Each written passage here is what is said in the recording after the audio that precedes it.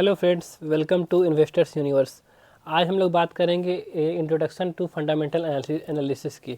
Long term investing in equity is the surest way to healthy wealth creation. ये बात जो है कि लंबे समय के लिए आप अगर इक्विटी इन्वेस्टिंग करते हैं तो ये श्योरेस्ट तरीका है हेल्दी वेल्थ क्रिएट करने का।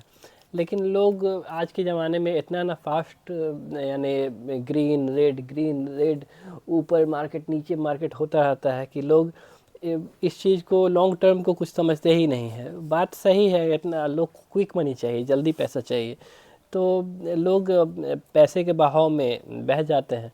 हर किसी का नीड भी होता है कम पूंजी में ज़्यादा पैसा कमाने का, तो इस वजह से लोग, तो लॉन्ग टर्म के लिए आपको क्या करना पड़ता है, फंडामेंटल एनालिसिस करना होता है।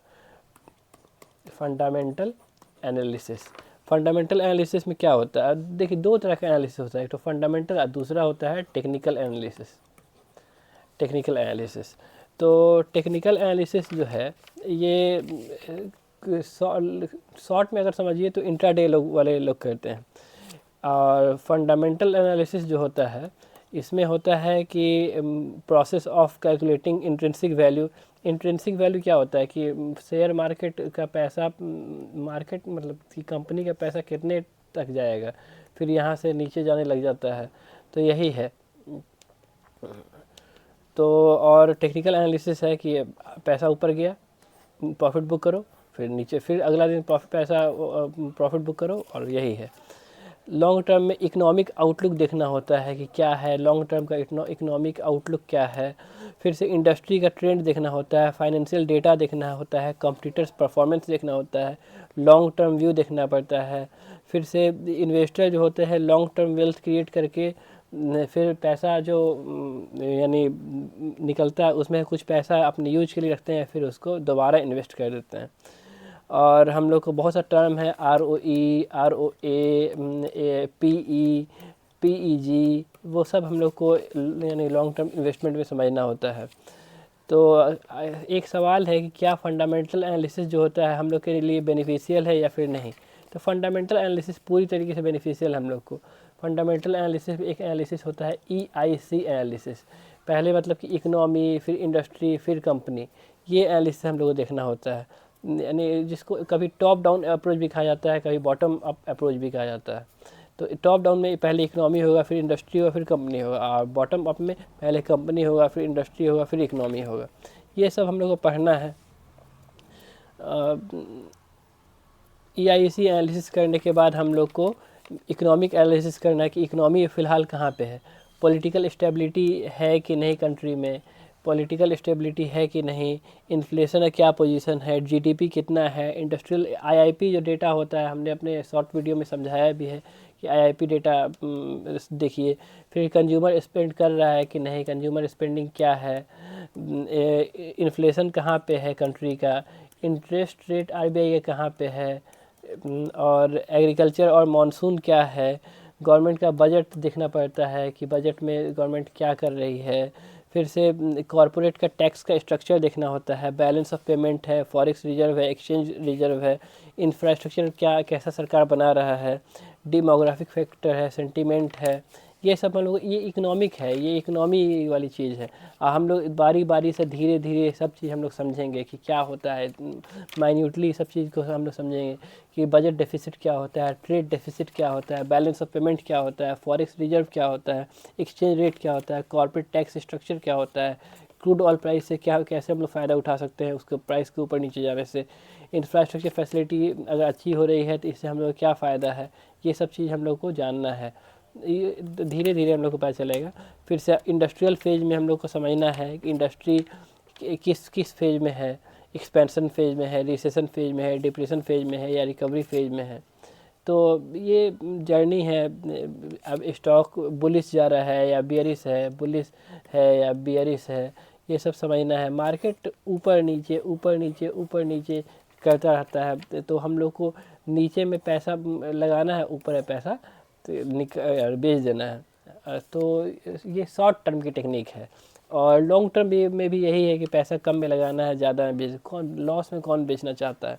लेकिन इंट्राडे वगैरह में लॉस में आदमी को बेचना पड़ जाता है। किसी भी इंडस्ट्री का 5 स्टेज होता है, स्टार्टअप स्टेज होता है, ग्रोथ स्टेज होता है, कंसोलिडेशन स्टेज होता है, मैच्योरिटी स्टेज होता है, डिक्लाइन स्टेज होता है। तो ये सब चीज़ हम लोग को समझना है, जानना है। स्टार्टअप स्टेज में क्या होता है, ग्रोथ स्टेज में क्या होता है, कंसोलिडेशन स्टेज में क्या होता है, मैच्योरिटी स्टेज में क्या होता है, डिक्लाइन स्टेज में क्या होता है। जनरली ये सजेस्ट किया जाता है कि स्टार्ट में ही कंपनी को ख़रीद लीजिए और जब वो मैच्योर होने लग जाए तो बेच दीजिए।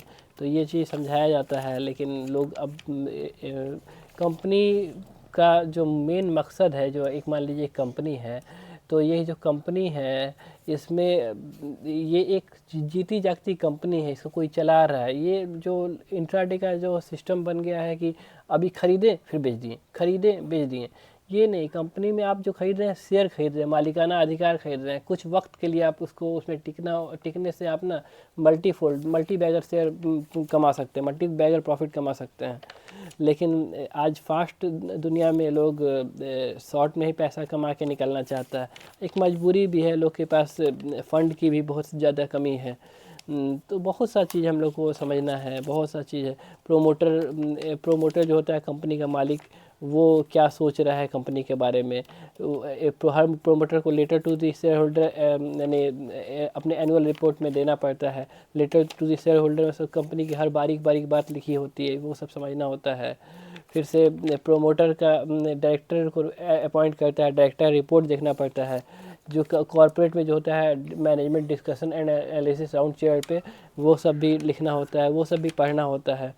तो मैनेजमेंट डिस्कशन में जनरली प्रोमोटर बैठे रहते हैं, बाकी कंपनी के जो स्टाफ होते हैं वो लोग बात करते हैं। ऑडिटर रिपोर्ट कंपनी जो अपना इनकम टैक्स है, ऑडिटर अपॉइंट किए हुआ है कि जाके कंपनी का चेक करो कि ये ऑडिटिंग, मतलब सीए को ही रखा जाता है जनरली। तो ऑडिट करता है कि कंपनी कमा रही है या फिर ब्लैक मनी कमा रही है या फिर पैसा गलत तरीके से कमा रही है। उसी एनुअल रिपोर्ट में एक बैलेंस शीट होता है। यही बैलेंस शीट जो होता है वो सबसे इम्पोर्टेंट होता है। बैलेंस शीट में ना बहुत सी जानकारी होती है कंपनी की। बैलेंस शीट में होता है कि इक्विटी क्या है, इक्विटी शेयर कैपिटल होता है, अदर इक्विटी होता है, लाइबिलिटी क्या है, घाटा लोन क्या लिए हुआ है गवर्नमेंट, एसेट क्या है, संपत्ति क्या है कंपनी का। ये सब बहुत सा टर्म है इसमें। हम लोग करंट लाइबिलिटी पढ़ना है, लॉन्ग टर्म लाइबिलिटी पढ़ना है, करंट एसेट पढ़ना है, लॉन्ग टर्म एसेट पढ़ना है, टेंजिबल एसेट क्या होता है वो पढ़ना है, ट्रेड रिसीवेबल क्या होता है, गुडविल पढ़ना है, इन्वेंट्री क्या है कंपनी की वो पढ़ना है। बहुत सा चीज़ है हम लोग को पढ़ना है। लोन क्या है कंपनी का, यानी इनकम। उसके बाद एक टॉपिक है, बैलेंस शीट एक इम्पॉर्टेंट टर्म था। अब income statement, profit and loss statement, ये भी पढ़ना है। प्रॉफिट एंड लॉस स्टेटमेंट में कंपनी को क्या इनकम हुआ, कितना यानी पैसा खर्च हो रहा है कोई सामान बनाने के लिए, अदर इनकम क्या है, इनकम फ्रॉम ऑपरेशन क्या है, कॉस्ट में कोई भी सामान बनाने में क्या कॉस्ट आ रहा है, एम्प्लॉई का बेनिफिट क्या है, ये सब पढ़ना है। डिप्रिसिएशन, एमोर्टाइजेशन एक्सपेंस सब पढ़ना है। इसी में एक टर्म आता है एबिटडा, ये सब पढ़ना है हम लोग को। पीबीटी सब हम लोग धीरे धीरे बारी बारी सब चीज़ पढ़ेंगे। अभी ओवरऑल ग्लिम्स ले रहे हैं हम लोग। पीबीटी प्रॉफिट बिफोर टैक्स क्या होता है, प्रॉफिट आफ्टर टैक्स क्या होता है, टैक्स नेट प्रॉफिट क्या होता है, ये सब net profit, profit after tax जो होता है वो है, ये सब जानना है हम लोग को। ईपीएस क्या होता है, डाइल्यूटेड ईपीएस क्या होता है, ये सब चीज़ हम लोग पढ़ना है। फिर उसके बाद एक और टर्म है कैश फ्लो स्टेटमेंट, जो तीसरा सबसे इम्पॉर्टेंट चीज़ है। Cash flow statement, balance sheet पहला है, इनकम स्टेटमेंट दूसरा है, और तीसरा है कैश फ्लो स्टेटमेंट। तो हम लोग को ये पढ़ना है। कैश फ्लो स्टेटमेंट में हम लोग को तीन चीज़ मेनली होता है, cash flow from operation, cash flow from investing, cash flow from financing. ये तीन चीज़ हम लोग को इसमें जानना है। फिर से cash flow from operating, financing. Operating मतलब ऑपरेटिंग कॉस्ट, हम लोग कंपनी सामान बेच के कितना कमा रही है। सिंपली ये तीन चीज़ ही आप लोग को इसमें जानना है। और डिटेलिंग में जाइए, सीए वगैरह तो और डिटेल में पढ़ते हैं। तो statement of change in equity हम लोग को पढ़ना है। ये ज़्यादा उतना इम्पोर्टेंट नहीं है। फाइनेंशियल जो होता है दो तरीके से डिफाइन किया गया होता है, स्टैंड अलोन और कंसोलिडेटेड। स्टैंड अलोन और कंसोलिडेटेड, ये हम लोग को पढ़ना है। पढ़ना क्या है, अगर आप लॉन्ग टर्म में ज़्यादा पैसा कमाना चाहते हैं तो ये सब चीज़ आपको डिटेल में जानना ही होगा। फिर ये सब जो फाइनेंशियल स्टेटमेंट हम लोग पढ़ें, ये सब बैलेंस शीट, इनकम स्टेटमेंट और कैश फ्लो स्टेटमेंट में सब सेगमेंट है। अब एक बड़ा चीज़ है फाइनेंशियल रेशियो, सबको गुना भाग करके फाइनेंशियल रेशियो निकाला जाता है, जिसमें हम लोग आप सुनते होंगे पी देखो मार्केट में कि पी कितना है।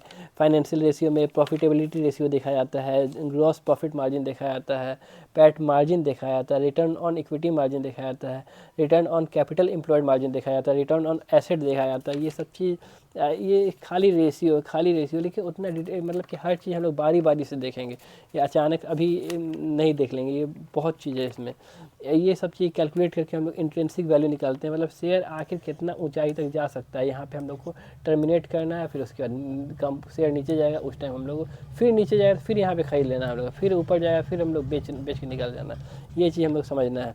अगर शॉर्ट टर्म व्यू आप रखना चाहते हैं, मान लीजिए कि अभी क्रूड ऑयल 62 पे चल रहा है, तो 62 पे क्रूड ऑयल चल रहा है, तो मान लीजिए कि IOCL का शेयर मान लीजिए कि अभी 170 पे चल रहा है, मान लेते हैं थोड़ा देर के लिए। तो IOCL चल रहा है 70 पे, 170 पे, तो हेलो, IOCL अगर 170 पे चल रहा है, तो हम लोग IOCL अगर 170 पे चल रहा है, तो हम लोग 62 पे क्रूड ऑयल इंटरनेशनल मार्केट चल रहा है 62, तो हम लोग 55 पे जब क्रूड ऑयल चला जाएगा ना, तो हम लोग 170 का प्राइस चला जाएगा, मान लीजिए सपोज दैट 222 225 पे चला जाएगा, तो हम लोग इस 225 के भाव बेच देंगे, और जो हम लोग को फ़ायदा हुआ 30-55 रुपया का, मान लीजिए 55 हम लोग 1000 शेयर लिए हुए हैं, तो हम लोग का 55,000 हो जाएगा।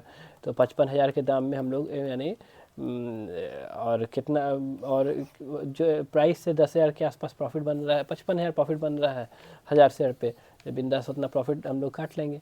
तो यही हम लोग को ध्यान रखना है कि यानी क्रूड ऑयल 62 पे रहे और 55 की ओर जा रहा है, तो हम लोग शेयर मार्केट IOCL 170 से 225 तक चला जाएगा, BPCL वही चीज़ ऐसे जाएगा, फिर से HPCL भी ऐसे ही ऊपर जाएगा। ये एक एग्जाम्पल है। अब मान लीजिए कि फॉरेक्स रिजर्व हम लोग का 700 बिलियन चल रहा है, फॉरेक्स रिजर्व 700 बिलियन चल रहा है हम लोग का, तो 700 बिलियन में फॉरेक्स बिलियन डॉलर जो हम लोग का है, तो इसमें बहुत सा कंपनी है ऊपर जाने वाला नीचे जाने वाला। मान लीजिए कि रेपो रेट कुछ है, तो रेपो रेट से भी हम लोग का यानी जब रेपो रेट नीचे रहेगा तो बहुत सा कंपनी ऊपर जाएगा, जब रेपो रेट ऊपर रहेगा तो बहुत सा कंपनी नीचे जाएगा। तो ये चीज़ हम लोग को मॉनिटर करते रहना है, देखते रहना है। इन्फ्लेशन, बहुत सा चीज़ इन्फ्लेशन पे डिपेंड होता है, बहुत सा चीज़ मानसून पे डिपेंडेंट होता है। अब मान लीजिए कि गवर्नमेंट डिसाइड किया कि अब हम चावल एक्सपोर्ट करेंगे, चावल की जो कंपनी है वो सब बढ़ने लग जाएगी। और मान लीजिए कि गेहूँ एक्सपोर्ट करने का डिसीजन हुआ है, तो गेहूँ के हिसाब से आप प्रॉफिट बुक कर लीजिए। तो यही है, इसी तरीके से लोग कमाते हैं शेयर मार्केट में। इकोनॉमी, इंडस्ट्री और कंपनी, ये तीनों एक दूसरे, ये मान लीजिए कि आप जगलर हैं और 3 बॉल से आपको जगलिंग करना है, तीनों बॉल EIC, तो यही है जगलिंग इकनॉमी। अगर आप ये तीनों चीज़ सीख लेते हैं, तो आपको घर बैठे दुनिया के किसी कोने में घूमते हुए आपको कमाने कोई नहीं रोक सकता है। तो ठीक है, थैंक यू वेरी मच। हम लोग फिर मिलेंगे बहुत जल्दी अगले वीडियो के साथ। तो अगर आप ये सब बात अपने इसमें अगर PPT आपको चाहिए तो आप कमेंट कीजिए, हम टेलीग्राम चैनल में आपको डाल देंगे। और अगर आप सब्सक्राइब कीजिए, शेयर कीजिए। अगर आपको चैट करना है इंडियन इकनॉमी के रिलेटेड या फिर शेयर मार्केट के रिलेटेड, तो मेरे चैनल पे आ जाइए, उसमें आपको जो बात करना है, जो प्रॉब्लम है वो सब सॉल्व होगा। तो ठीक है, थैंक यू वेरी मच। जय हिंद, जय भारत।